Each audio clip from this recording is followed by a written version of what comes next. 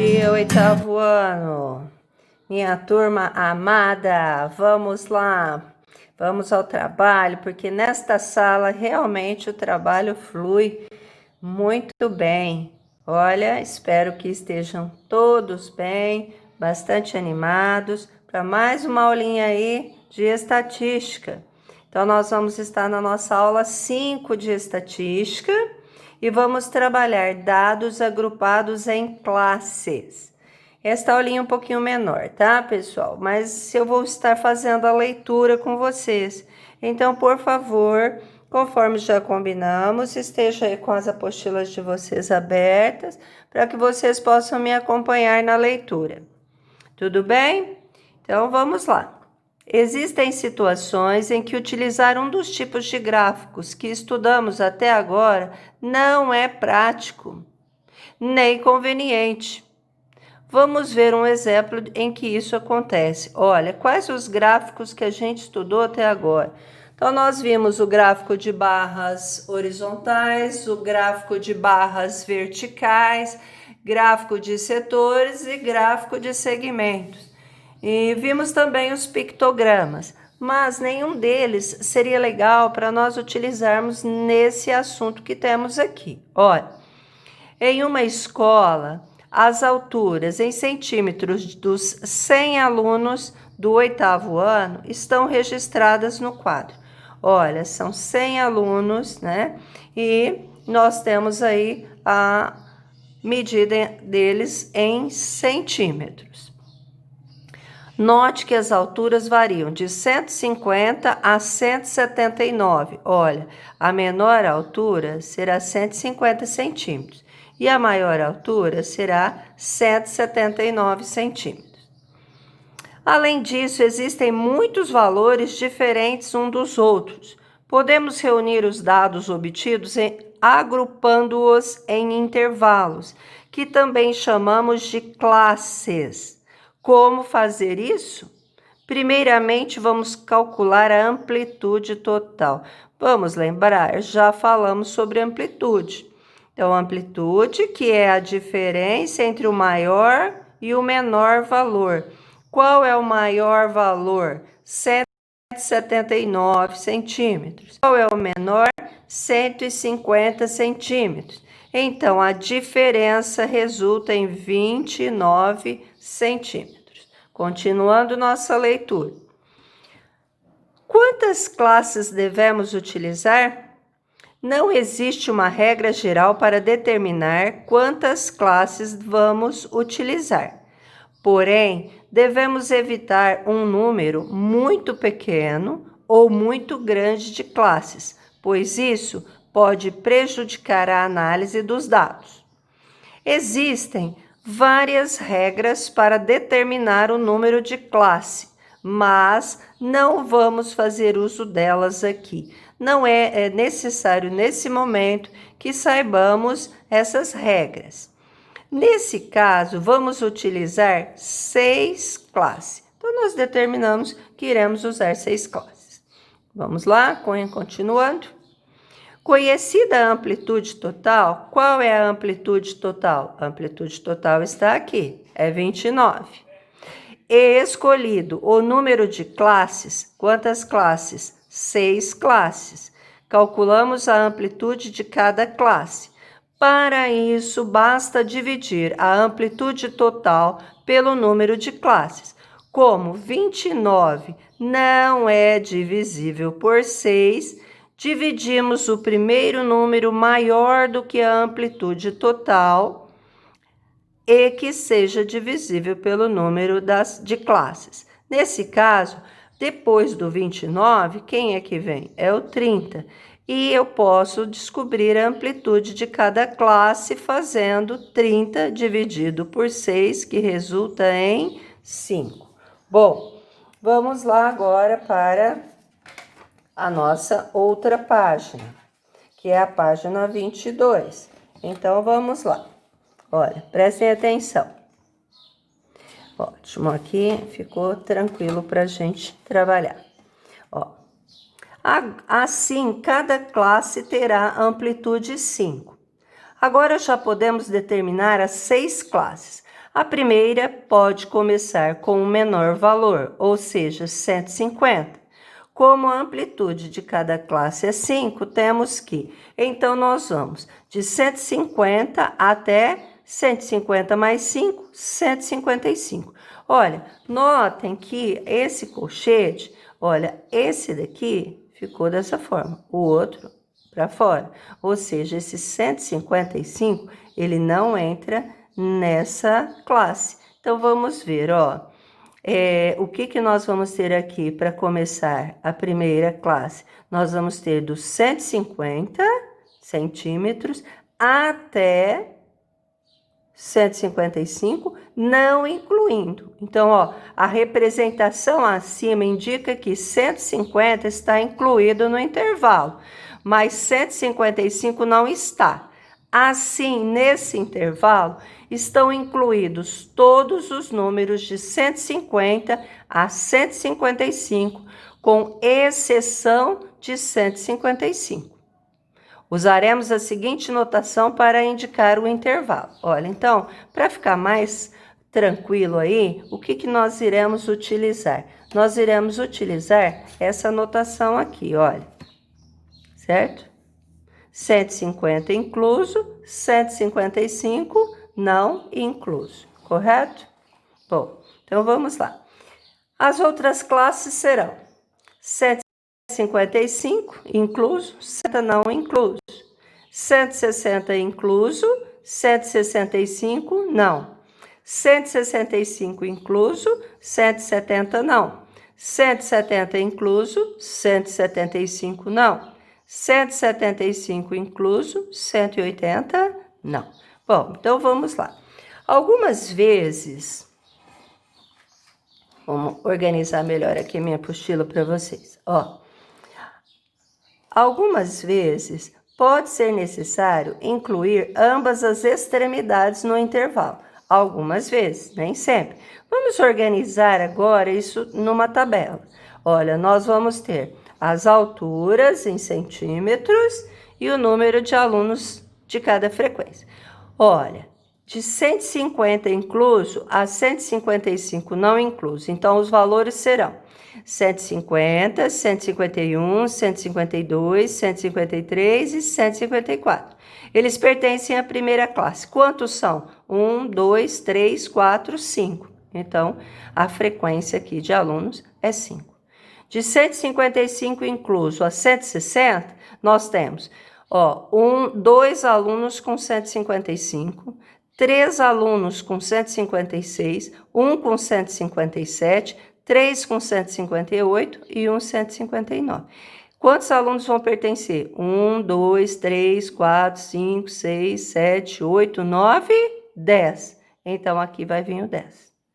Agora, próxima classe. De 160 incluso a 165. Vão ser 30 alunos. Então, você vai na tabela e organiza esses 30 alunos, certo? De 165 a 170, 25. De 170 a 175, 20 alunos. Isso, onde que você vai encontrar esses valores? Esses valores, eles estão lá na nossa tabela, correto? Então, organizado isso daqui, o que nós vamos pensar? Nós vamos pensar que podemos organizar um novo gráfico para representar essa relação. Então, os dados de uma tabela de classes podem ser representados em um tipo de gráfico chamado de histograma. Histograma é um gráfico formado por retângulos justapostos. O que quer dizer justapostos? Unidos. A largura de cada retângulo é igual à amplitude de cada classe e a altura corresponde à frequência. Então, nós vimos que a frequência nós já temos aqui, ó, nessa nossa tabela. Então, nós temos 5, 10, 30, 25, 20, 10 e 100, correto? E a amplitude nós vimos que é 5. Então, vamos construir, agora nós vamos ver como construir esse gráfico. Vamos construir o histograma correspondente à tabela anterior. Então, vamos lá. Vamos organizar aqui como que a gente pode fazer isso. Ó, no eixo horizontal, que é esse eixo, nós vamos colocar a altura em centímetros. Então, no eixo horizontal, representamos as alturas dos alunos em centímetros. No eixo vertical, representamos o número de alunos. Observe na tabela que a primeira classe não começa em 0. Olha, por quê? Porque aqui, no encontro, né, dos dois eixos, eu sempre defino que será o 0. Mas aqui não começa em 0, começa em 150.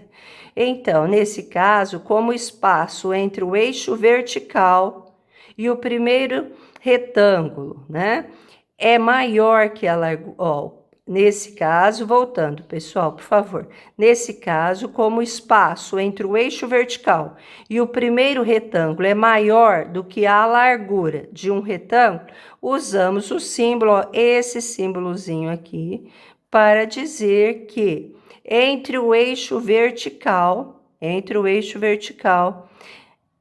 e o primeiro retângulo que estará aqui no eixo horizontal, então, eu vou indicar que aqui está de 0 a 150. Então, isso não está na nossa escala, correto? Então, entre o eixo vertical e o primeiro retângulo, para indicar que a parte de 0 a 150 não está na mesma escala do restante do eixo horizontal. Então, não tem nenhuma medida de 0 a 150. Por isso, utilizamos esse símbolo, correto? Vamos lá para a página 22. Todos aí com a apostila na mão, por favor, acompanhando a leitura, porque aqui agora nós já temos um histograma. Olha, então vamos lá para a leitura aí. O gráfico está pronto. Olha, lembra que nós falamos na página anterior? Não temos nada de 0 a 150, começa em 150. Então, o primeiro retângulo tem a altura 5, porque eu tenho 5 alunos, e tem a largura 5, que é a nossa amplitude.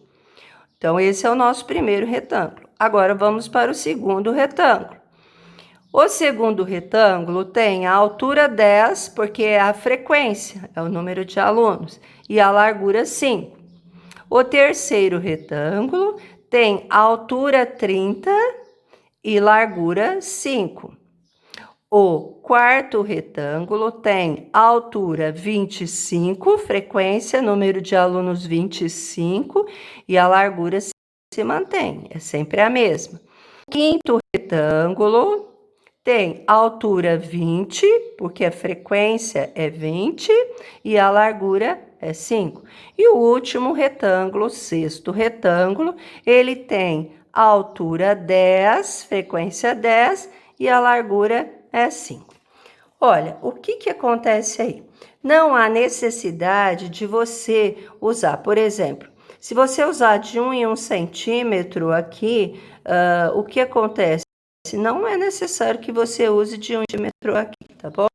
Então, não é necessário usar a mesma escala nos dois eixos. Se eu usar escalas diferentes, o resultado será um histograma e vai dar para a gente entender perfeitamente, correto? Bom, agora vem aqui, vamos terminar. Em um curso, ó, vamos ver mais um exemplo. Então, pulei aqui, ó. Você pode dar um título para o gráfico. Foi dado o título. Altura dos alunos do 8º ano. Então, aqui eu tenho o título, né? Poderia ter a fonte, se você quiser isso na internet, no Google, aí você vai encontrar a fonte desse gráfico, tá bom? Vamos para ver mais um exemplo. Então, vamos lá, vamos ver mais um exemplo. Agora, turma, o que eu peço para vocês? Vocês agora vão pausar aí o vídeo, vão resolver esse exercício, vão montar esse histograma e depois voltam no vídeo para corrigir. Correto? Olha aí a responsabilidade, hein? Não vale copiar. E nós depois tiramos nossas dúvidas lá no grupo de WhatsApp. Então, vamos lá. Em um curso preparatório para o Enem, o diretor fez uma pesquisa para saber quantas horas semanais os alunos estavam estudando, além do período em que estão em sala de aula. Os resultados foram organizados em uma tabela. A seguinte tabela está aqui, a nossa tabela. Então, de 0 horas a 8, ó, 0 incluso, 8 não, número de 6 alunos.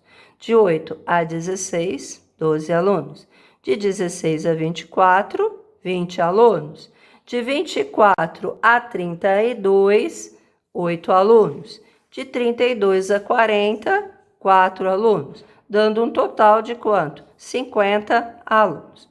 Aí vem, construa o histograma correspondente a essa tabela.